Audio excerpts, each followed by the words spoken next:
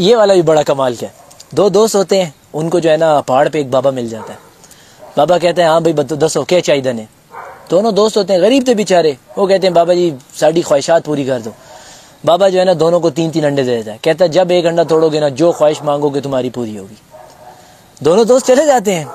2 साल बाद मुलाकात होती है दोनों की, तो एक बड़ा अमीर, बड़ा टिप टॉप जबरदस्त अपने आप को रखा हुआ, क्या दूसरा बिल्कुल गरीब, बिल्कुल जो है ना फारिग हुआ। तो वो कहता है ओए सुना क्या हाल है यार, जबरदस्त। कहता है यार क्या सुनाऊं, तुझे याद है ना बाबे ने हमें अंडे दिए थे, तेरे बाबे ने अंडे दिए थे, मैंने जाके पहला अंडा तोड़ा तो मैंने कहा मुझे जो है ना बड़ी गाड़ी मिल जाएगा। कहता बड़ी गाड़ी मिल गई।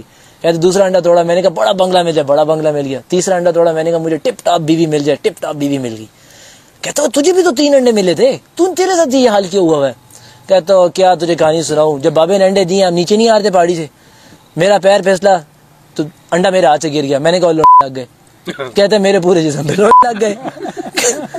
कहते मैंने दूसरा अंडा तोड़ के बोला चले जाएं, कहते उसमें मेरा अपना भी चला गया। कहते फिर तीसरा अंडा तोड़ के अपना वाला मंगवाया वापस।